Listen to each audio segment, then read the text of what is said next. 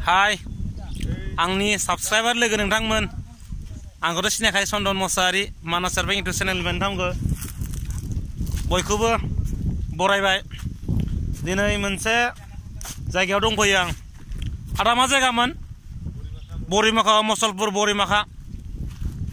नै आबाद माबे सिनायदों नोंथांमोना स्ट्रबेरि आबाद मावग्रानि न'खराव दंफैयो आं माने स्ट्रबेरि आबादखौ नायनो प्लास स्ट्रबेरिखौ जानाय नायनो आंल'थ' नङा बुंनो थाङोबा बिराद बुरजाथार बापरे बाप गासै इउटुबार माखा दंजोबो इनो स्ट्रबेरि एसके फंबाय बोरो बिसोरो जाख' थाइसे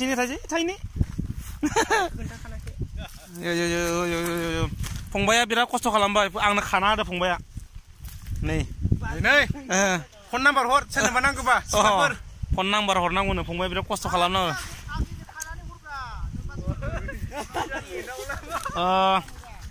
बरिमाखायाव दं बे आबादा जोङो जयैनो गासै निउसाव मावग्राफोर इउटुबाव मावग्राफोर गासै फंबायमोना ज' फैनानै बे स्ट्रबेरि आबाद नायनो फैदो आबाद बिगुमाया खोन्थानाय बायदिब्ला जोबोद खम माने लस जादोंनो माने देग्लाय माने अन्य बोसोराव बेबायदि लस जाफेरामोन जाहैबाय एबार लस जादों राकेश रामसियारि नोंथां बर'सा देरहासार इउटुब चेनेल सामलायगिरि लाबाय नामा लाबाय खाबायबो नैबेनो स्ट्रबेरिया नोंथांमोनाबो जानो हागोन जोबोद टेस्टि यामी आरो बहुत स्टेन्डार्ड बिजनेस बिथां बिगोमानाव जों सोंनाय बायदिब्ला बिथाङा बुंदों मा बे आबादा जोबोद मोजां आरो स्टेन्डार्ड होनना बुंदों आरो आथिखालाव बेखौ जे एग्रिकालचार सेक्टराव नोंथाङा खबर लानानै बेनिफ्राय फुलि लाबोनानै बेखौ गायनो हायो थ' बेवहाय जों फैदों लास्ट नैबे सिजननि मे एप्रिलनि बेसेन 15 लागि बे जोबैगोन ना मा होनदों बेखौ बेनिफ्राय बिथाङा जोबोद लस जादों नै बे बाराव सिगाङाव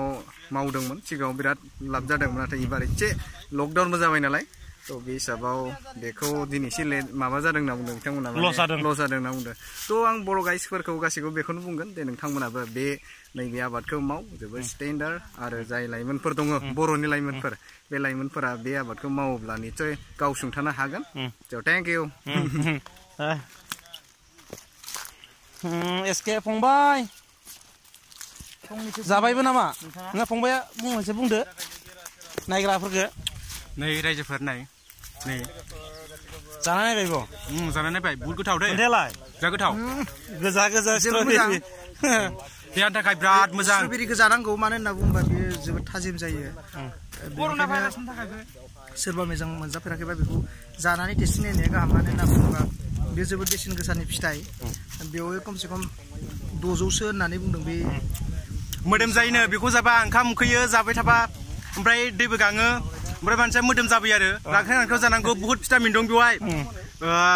खालि डाक्टरफोरनावबो सोंनोबा साननैसो आगोलाव एसे दावरावबो जादोंमोन कर'नाबो हामो होननानै दा जोंबो टेस्ट मिथिया नालाय जायखिजाया जों जानो फैनायबाय नै गावा माने मोदोमा फिसाथार नालाय ओमफ्राय बेखौ जानानै फुंथो होननानै जानो फैदों आरो ना फंबाया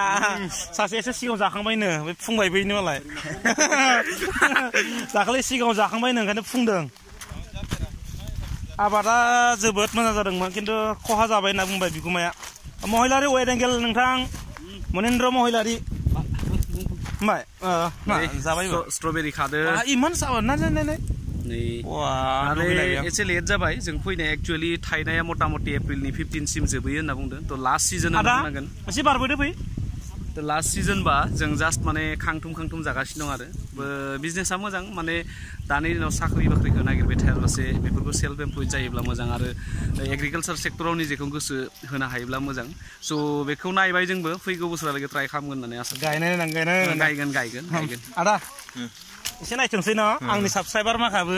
जे नै स्ट्रबेरि आबादनि बिगोमा आदा मा नाम होनोमोन आंनिया दिपुल बर' गामि ओरैनो बोरिमाखा जोंनि बोरिमाखा मडेल भिलेज बर्तमान जोंनिया माबा गोलैना दोङो नालाय बिदि जाना दोङो खिन्थु देग्लाय स्ट्रबेरियाव आंनिया थारमाने निजिनि जिखिनि लस जानायखौथ' आं आरो ओरैनो मा बुंबावनो थारमाने आंनियाव मोनसे टारगेट दंमोन आरो स्ट्रबेरि खेथिखौथ' आङो देग्लायदो 4 बोसोर जाबाय नालाय गायनाया 4 बोसोर जानायाव आंनिया मोनसे टारगेट दङमोन मा उइनो बोसोराव आङो 4000सोल' फुलि गायोमोन 4000सो फुलि गायनानै देग्लाय आरो 9000 फुलि गायना मोनसे टारगेट लादों मा खालामनो थारमाने आं खायसे बाथ्राखौ थारमाने मानसिफोरनि सिगाङाव बुंनोबो बाय लाजिनाय रखम मोननाय मोनदां माने सासे खेतियक मानसि हिसाबै थारमाने लाब लस जाखायो माने आं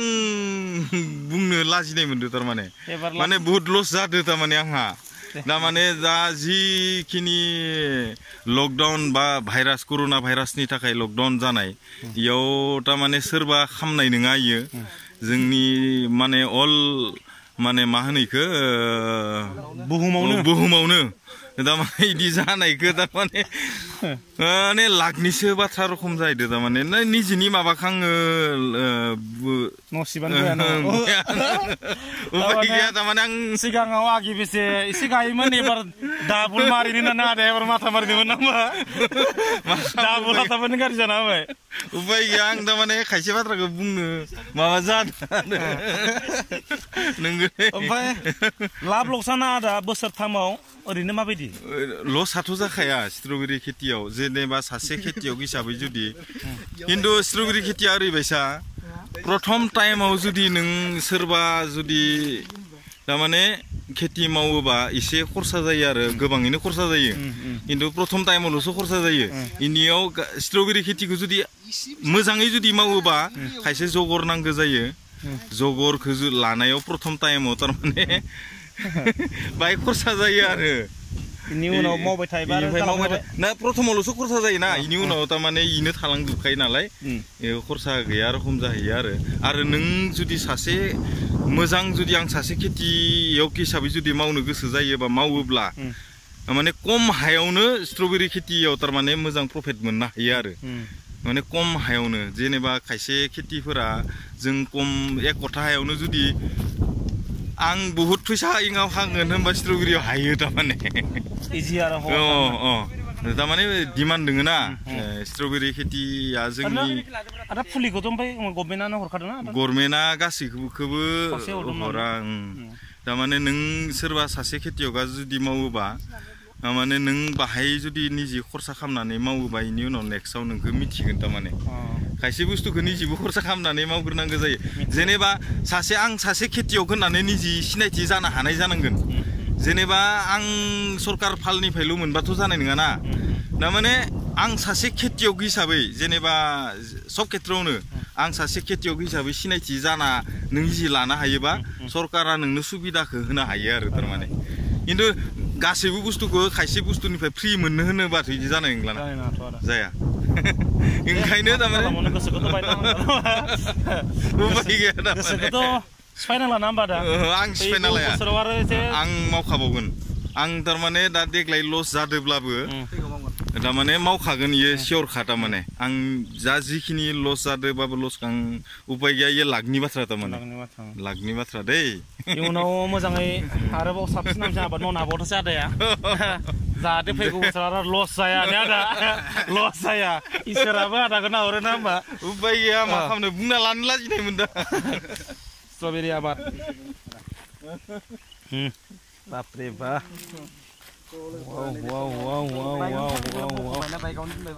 wow स्ट्रबेरि आबादा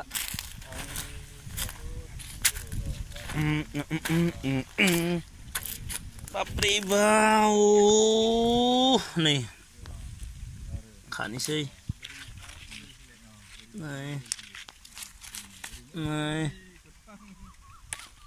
खावबाय जोंबो जाना लांबाय थांनोसै नै मेल्ला स्ट्रबेरि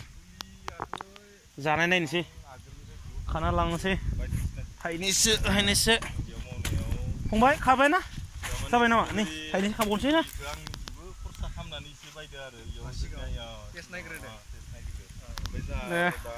नोंथांमोना जानो लुगैदोंबा नै जादो आदानि जायगा एसे खोन्थाबावगोन आं आदाया बेखौ आबादखौ मावनो थाखाय बहुत माने सरकारनिफ्राय अनसुंथाइबो मोनदोंनो नायनो हागोन नोंथांमोन आं खोन्थागोन र' लोगोफोर भिडिअखौ फोजोबनोसै नै आदाया दस्रा जायगायावबो गायदोंमोन थैजोबनोसै माने मोनसे सिमा थायो नैयो माने जिमान जाबाबो एप्रिलनि 15 तारिखहालागैल' बे आबादा थांनानै थायो जाहैदों माने फिथाइया थिखियो बेनि उनाव 15 तारिखनि उनाव बियो खामानियानो हारसिं थैलांजोबो माने फिथाइफोरा माने अखाजों बांखाजों सेवलांजोबो थारमाने बिनिफ्राय आदाया बे आबादखौ मावनायनि नामाव माने सरकारनिफ्राय एसे अनसुंथाइबो मोनदों थारमाने साबसिडियाव सलार ना आदा सलार बेनिफ्राय बे आबादा नैबे आबाद दै सै नांगौ जिहेतु बेखौ सलार बे बेटारि गैलायाना होमबा कारेन्ट सारेन्टफोरजों जालायो दै सै होनो हायो ना होमबा दै होनो हायो खिन्थु बे कारेन्ट हराव जानाय नङा इयो सानावल' ना सान्दुंदोल' थारमाने जिहेतु सलार नालाय सान्दुंदोल' ओरैनो मा मासाव गायो आदा ओरैनोथ' इयो ओरैनो थान्दा टाइमनिलाय आं इखो देग्लाय नै स्ट्रबेरिखौ गायनाया अक्ट'बरनि 23 तारिखआव गायदोंमोन आं अक्ट'बरनि 23 ओमफ्राय बेनिफ्राय आं मोनसेल' स्टेपाव गायाखै इयो अक्ट'बरनि 23 तारिखआव नै प्लट मोनसे गायनाय दय जिहेतु जों आंनिया प्लट मोननै मोनथामसो दोङो नालाय इयो थारमाने आं सिरियेलि गायदो थारमाने स्टेप बाय स्टेप डिसेम्बरनि 13 तारिखहालागि जोबदो आरो आंनिया गायनाया अक्ट'बरनि 23 तारिख इयो डिसेम्बरावनो फानजाबावदों आंनिया मास मोनसे मास मोननै 1.5 मासावनो फिथाइ थायोलै स्ट्रबेरिया मोजां जुदि खै मास थिखियो आदा ओरैनो थिखिनाया थान्दा टाइमाव पुरा माने एप्रिलनि 15 तारिखहालागि नों अक्ट'बरनि माने आं इखौ 23 तारिखआव गायदोब्लाबो इयो माने एप्रिलनि 15 तारिखहालागि नोंनि इ टाइमहालागि थागोन जिमान थाब गायो इ थेवबाबो इयो एप्रिलनि 15 तारिखहालागि नोङो इनिफ्राय फिथाइ मोनखागोनानोखा 15 तारिख जाबा सेसखा खिन्थु नोंनि मावनायनि सायाव किसुमाना गोदान हा गायोबा आं जितु प्रेक्टिकेलि मोननाय दे दा आंनिया इयो गोदान हामोन नालाय आरो जितु आङो जिखिनि आंनि जि फार्मि कम्पस्ट हासार निजिनो बानायो नालाय इयाव बानायनायाव बाहाय अभार गोलैनानै थारमाने बाहाय लास्टिं जादों आरो बिफाङा स' नोंथांमोना जुदि बे आबादखौ जुदि सोरबाफोर मावनो लुगैदोंब्ला जोबोद इन्टारेस्टिं होनानै माव आबादा जोबोद मोजां जायो आदाया बुंबाय आरो माबा मोनसे मदद नांगौ सहाय नांगौबा सरकाराबो बे आबादखौ मावोबा गावखौनो सासे स्ट्रबेरि आबादनि आबादारि हिसाबै जुदि सिनाय जायोबा सरकारानो हेल्प होयो होनना बुंदों माने आं सासे खेतियक जेनेबा सासे मानसिया जुदि मायबा मोनसे खामानिखौ मावोबा निजे सिनायथि लानो हानांगोन निजिनो निजिनि आथिङाव गसंग्रोनो हानांगोन रखम बुस्थुआ जेनेबा आं सासे खेतियक हिसाबै आं प्रथमावनो आं निजे मावग्रोनानै गोसो जानाय मानसि जाग्रोनांगोन थारमाने होमबासो सरकारनि खाथियाव नों थांनो हागोन जुदि जों आंखे मोजां खेतियक नङालासिनो जुदि आं सरकारनिफ्राय अनसुंथाइ नागिरबा जाया जेनेबा आं खायसे बेंकनि बेलायावबो मोनदो जों थारमाने किसुमान आं बहुत मानसि लोगो मोनदो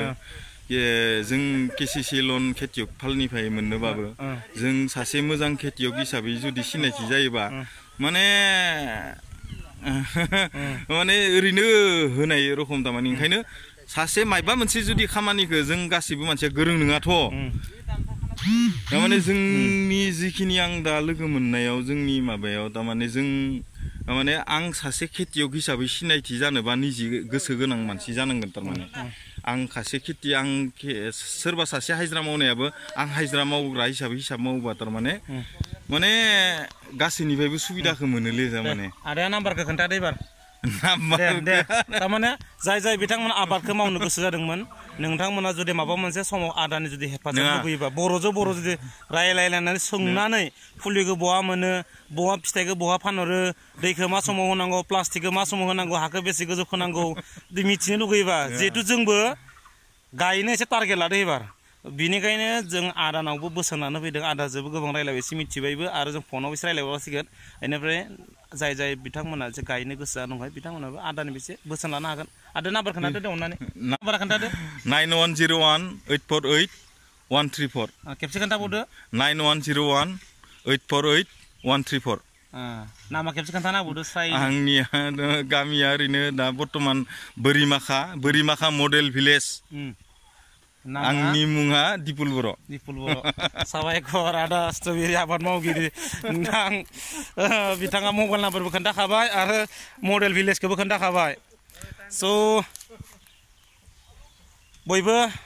नोंद्रायाबाबो जि हायो सोरबा जुदि आबादारिफ्रा मावनो गोसो दङब्ला बे आबादखौ मावनो थाखाय साखा फारा जादो आंबो एसे नाजानायनि जे फैगौ एसे ट्राइ खालामनायनि स' नोंथांमोना बयबो गावबा गाव आबाद जाय बिथांमोना गामियाव आबाद मावनो होननानै सानबाय दंमोन एसे जाय